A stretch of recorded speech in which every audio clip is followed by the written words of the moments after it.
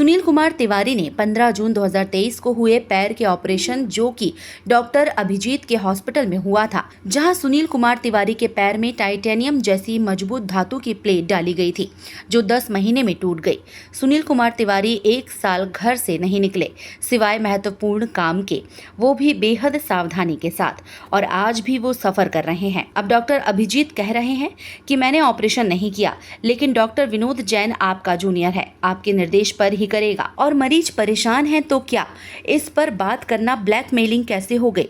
और जांच समिति ने जब क्लीन चिट दे दी तो दूसरी जांच समिति क्यों, और पहली जांच समिति की एक प्रति पीड़ित को क्यों नहीं दी गई, तथा प्लेट की जानकारी और उसे देखना ये मरीज का अधिकार है। ये कुछ सवाल हैं जो मामले को पेचीदा बना रहे हैं। मरीज आज भी परेशान है। की जानकारी में संज्ञान में है कि मेरे साथ PG multi speciality hospital right town, जो कि मुखर्जी हॉस्पिटल कहलाता है, वहाँ पर लापरवाही करके मेरे पैर में ऐसी घटिया क्वालिटी की प्लेट डाली गई जो टूट गई।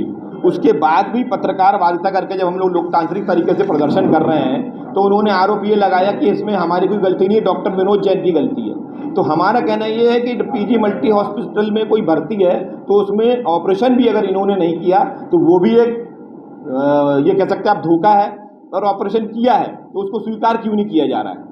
इस मुद्दे को लेकर के हम लोगों ने आज पत्रकार वार्ता करी है, और जो हमारे ऊपर उन्होंने ब्लैकमेलर का आरोप लगाया है, हमारा कहना है हम अपने अधिकार की लड़ाई लड़ रहे हैं। मरीज अपने अधिकार की लड़ाई लड़ता है, उसको लोकतंत्र में अधिकार है।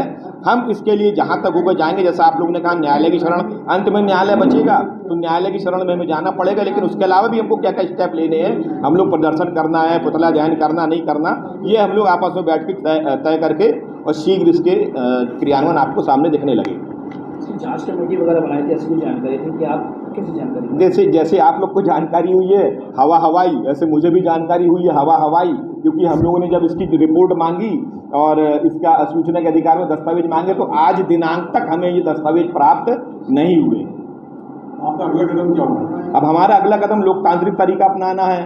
भाई हम धरना प्रदर्शन कर सकते हैं, हम पुतला दहन कर सकते हैं, हम न्यायालय की शरण में जा सकते हैं, तो समय बताएगा कि हमें क्या करना चाहिए। न्यायालय तो आखिरी हमारा रास्ता बचता है, लेकिन उसके अलावा आम जनता को जागरूक करने के लिए हम लोग जन जागरण अभियान चलाएंगे।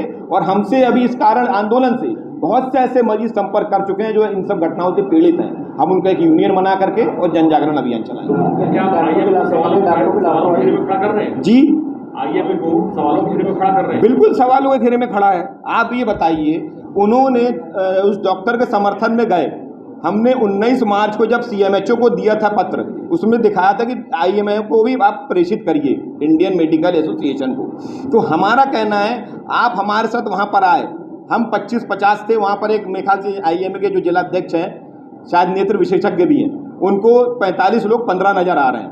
तो प्रश्न तो उन्हीं के ऊपर पहला खड़ा हो रहा है। दूसरी बात, अगर हम 30-40 लोग 200-250 के बीच में जाके विरोध प्रदर्शन कर रहे हैं तो ये हमारा लोकतांत्रिक अधिकार है। परंतु दुर्भाग्य यह है कि पढ़ा लिखा सभ्य समाज डॉक्टर में से बहुत से लोग गाली बक रहे थे, बहुत से लोग धक्का मुक्की महिलाओं के साथ कर रहे थे। तो मतलब ये उनका आक्रोश था कि हम सही क्यों कह रहे हैं, ये है प्रश्न।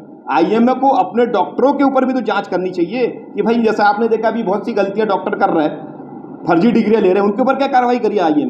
आईएमए ने रिपोर्ट नहीं बनाई है, जो समिति गठित की गई थी सीएमएचओ द्वारा उसने करी है। आईएमए ने कोई समिति नहीं बनाई, ना हमें सूचित किया, ना हमसे पूछा ताछा, ना कुछ किया।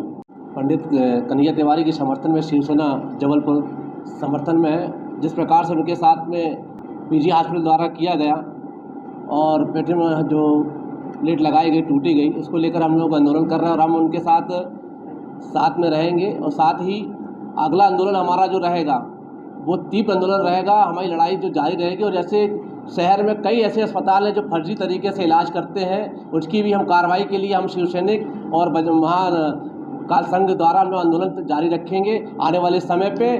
और जिस प्रकार से आवासीय योजना आवास भूमि पर उनका हॉस्पिटल बनाया गया है और अवैध तरीके से साइकिल स्टैंड संचालित किया जा रहा है, फायर एक्ट उनके पास में नहीं है, इसको लेकर भी हम आंदोलन चलाएंगे। और अस्पताल जब तक बंद नहीं होगी तब तक आंदोलन चालू रहेगा और डॉक्टर पर कार्रवाई एफआईआर दर्ज करने की हम मांग करते हैं।